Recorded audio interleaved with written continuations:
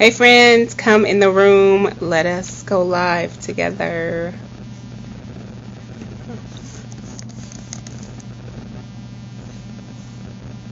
Oh, it's closed. Hello, good afternoon. Hi friends. Hey Isabel. Hey Allie. Hi guys. Go ahead and perfect. Love I found this website. Welcome. It's good to see you guys. Hello. It is Wednesday. I'm here to do this Wednesday tune-up. If you can't hear me, I don't know what to tell you today. I'm going to do my best. If you can hear me, give me a thumbs up. If you can't hear me, not sure what to tell you. If you guys can hear me, can you guys give like thumbs up, the thumbs up signal? Thumbs up if you can hear. I've been having a hard time going live for like the last 15 minutes. Thank you. It might have a bit of an echo. Working on that on my end. I don't know if it's me or Instagram, but I've been trying to go live for about 10 minutes and I couldn't. So it's good to see you guys.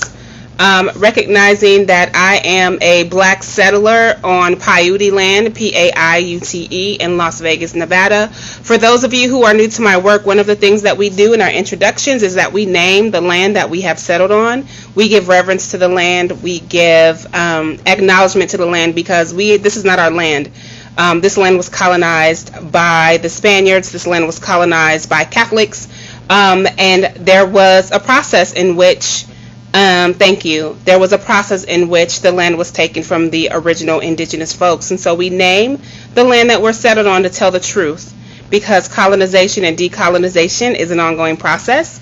And we always want to make sure that we name that we are settlers on the land.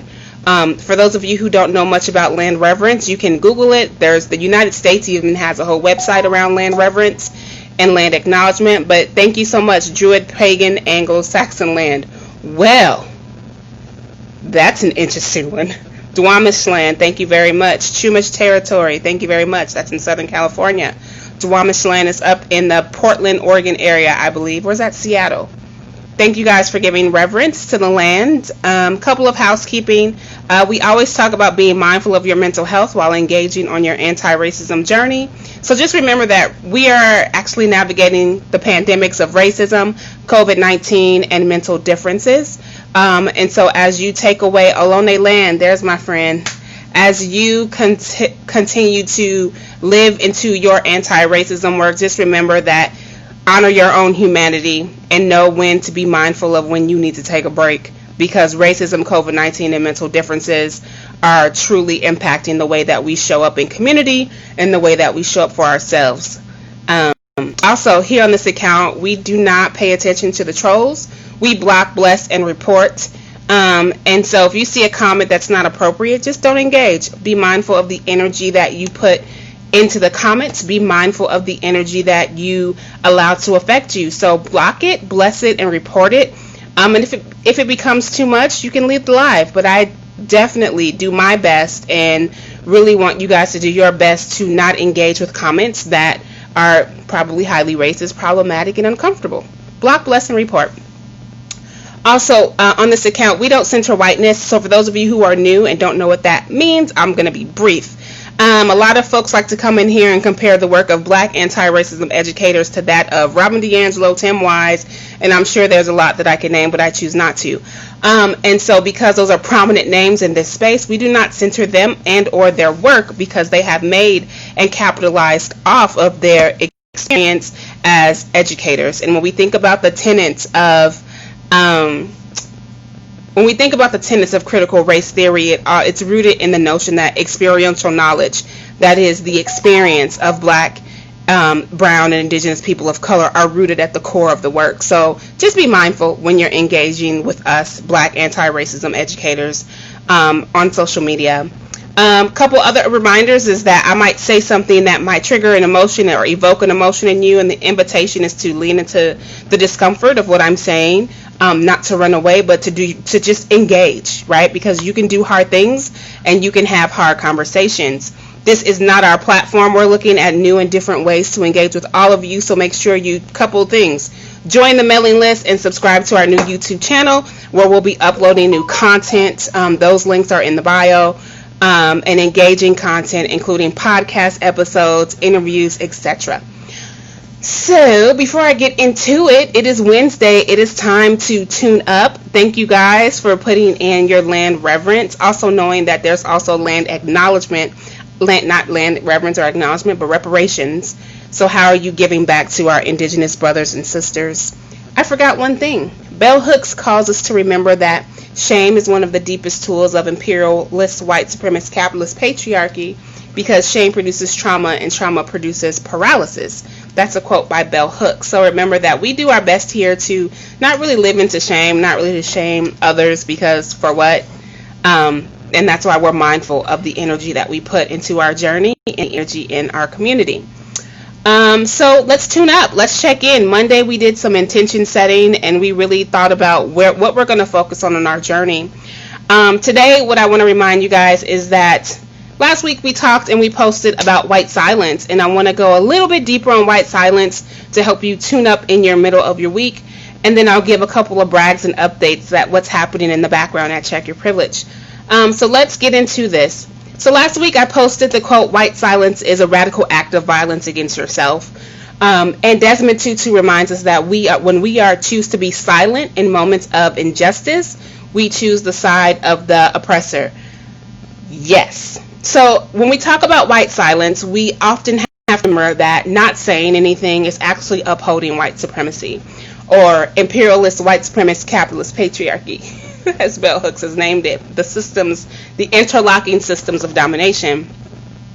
And so the silence in moments of injustice says more than your actual words. Silence is complicity, and complicity leads to complacency or a sense of apathy.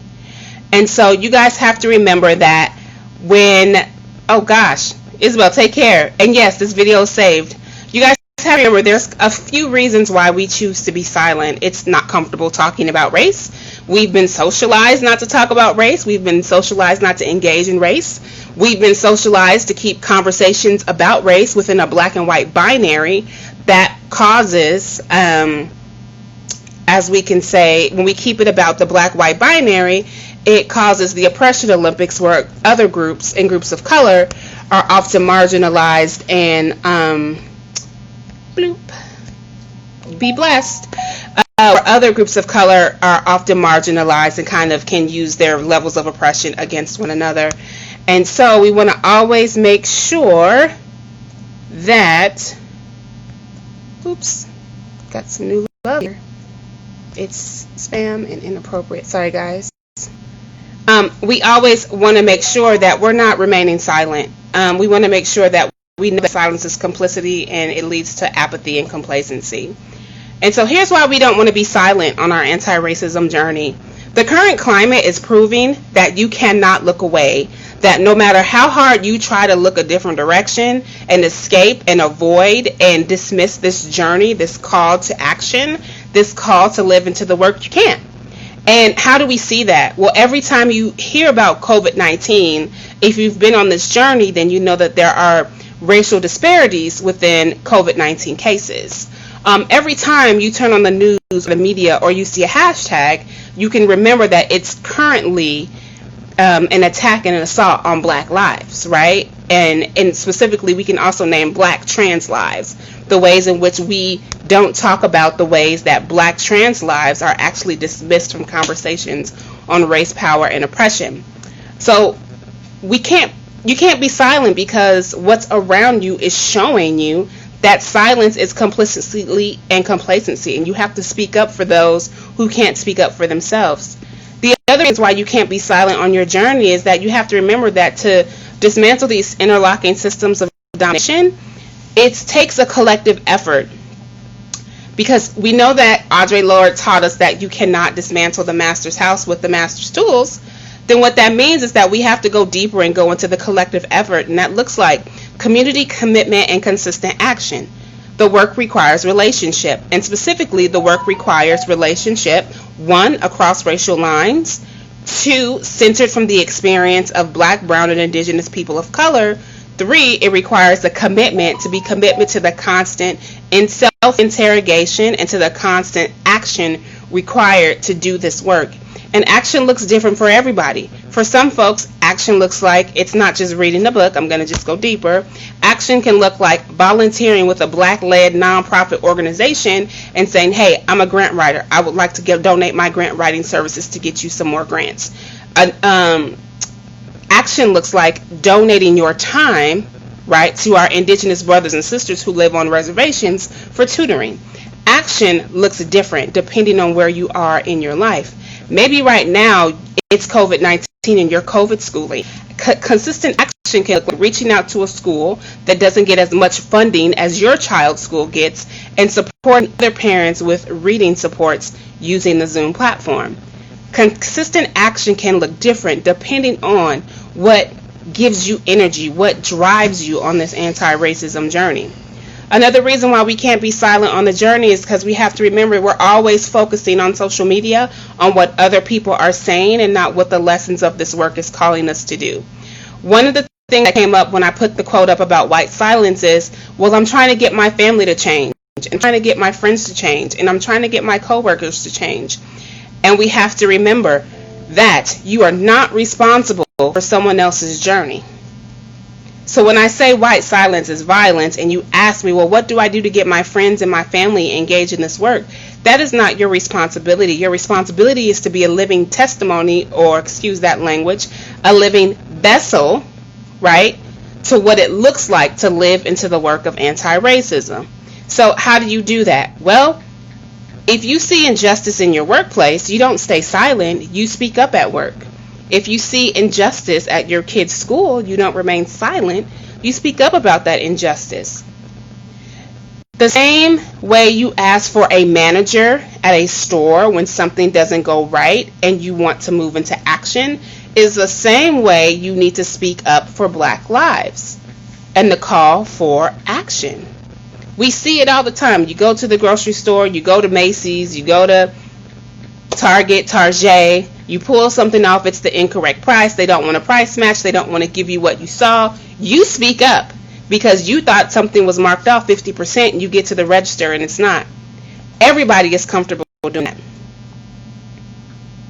The same way that you go and do that and you speak up for the discount is the same way that when you see something happen to a Black life, when you see an injustice in the workplace, don't remain silent. Speak up. If you see a microaggression by another coworker and a person of color is like he, but you know that he is uncomfortable, you need to pull that person and to the side later and say, hey, I don't know if you know this, but what you said was a microaggression. And you might want to consider what this means. But before, when you pull them to the side, you always want to start with your own story. Hey, you know what? I said a joke like that before to another coworker and it made them super uncomfortable. And I recognized for me that I was actually being microaggressive. And that comment that you made to X, Y, and Z reminded me of that experience. So maybe you want to think about the ways in which you talk to that coworker X, Y, and Z, or ask them how they felt. Be a voice and not an echo. We are so afraid to use our voice for change because we have been taught that, specifically as women, feminine identified women, that our voices don't matter. Even if you are a male and you were rooted in the matriarchy love and you were guided by a divine feminine essence, you won't speak up because you believe, it is an inherent belief that we have no power, that we can't make change. Well, if I see you do it at Target to get a discount, then I know you can do it when it's for justice, when it's for Black lives specifically. So silence is violence. Every time you see something that is an injustice and you choose, you as a conscious body and a conscious choice, choose to not say anything, it's violence. How can you call somebody, in certain areas we call the unhoused our siblings. We call folks brothers and sisters depending on what your beliefs are, right? How can you call somebody that if you're not willing to speak up for them? Just a few questions, just some things that were coming up for me as I read the comments around white silence. Just remember, you guys, that not saying anything is upholding white supremacy. That the climate is proving that you can't look away. You can try to look away, but anytime you begin a journey and you ghost the process, there will be constant reminders to keep on keeping on. This work and this idea of speaking our truth, it takes a collective effort, community commitment, and consistent action, knowing that the work requires relationships, being committed to the process even when you get it wrong, because as we say in all of our programs, that failing forward is the way to really deeply engage in this work, and that consistent action looks like doing what's right for you. We talk about niche down your journey, that helps you be in consistent action. And sometimes consistent action is not reading a book. Sometimes that consistent action is volunteering, giving 1 hour a day. And the last thing to remember about white silence is that you're not responsible for someone else's silence. You are responsible for moving into action and being a visual example of this is what it means to walk this anti-racism journey. This is what it means to live into the work. If you are just now catching this video, I recommend you watch it from the beginning. I recommend that you hit hashtag replay, because it's really important that you guys know when we say white silence is violence, that you have an understanding as to why. That you have an understanding to the notion of community commitment and consistent action, and that this current social climate is not letting us be blind. You have choices. COVID-19 can be life-changing. COVID-19 could be the wake up to the Great Awakening for you, or you can just be silent. You know, as someone who has lived with mental differences, depression, and anxiety, do you know why? Do you know what causes the depression for me to spiral? It's because I am not speaking up and I am not asking for help. I am silent. So when I say that silence is violence, that means the more I stay silent when I need help, when I'm feeling anxious or depressed, because depression is pressing inwards of the feelings, thoughts, and emotions, right? If I'm silent in that, then that's creating more pain for me. So if you're silent in moments of injustice, that means that more pain is being created in the world. Give me 1 second. Pull up this. Y'all know I don't like to talk off the cuff. Other than that, just that last reminder is thank y'all for being here and watching this quick live. Remember, have faith in this journey. Give your anti-racism educators grace, okay? Because we are still fighting for justice. We are all tired and doing the best we can during COVID-19, taking care of our families. We're all in this. We're all doing what we can. And do your best to speak up and live into your consistent journey of this work. The last thing I want to tell you guys is that me and my friend Constanza Eliana are back again in October for Check Your Privilege, Create Equity. That workshop link is in the bio. If you found this live moving or supportive or helpful, you can always join us in the Co-Conspirators Lounge, which is our membership, $5 a month. It's like a cup of coffee a month to really go deeper in community and be in commitment and consistent action. And you can always give on Venmo at Maisha T. Hill. Other than that, you guys, it's Wednesday. Last thing, next Wednesday, we will not be on Instagram. We're learning how to shift platforms. Next Wednesday, we'll be live on YouTube or on the Check Your Privilege Facebook page. A reminder will go out next week, and everything is going to start being populated and popped over on YouTube, because we want to, as you know, some of these platforms and their algorithms likes to silence voices. So thank y'all for tuning in with me on this quick live. Again, I hope it was life-giving, and I will see you guys Friday for our Q&A. And until then, y'all keep living into your work. Bye, friends.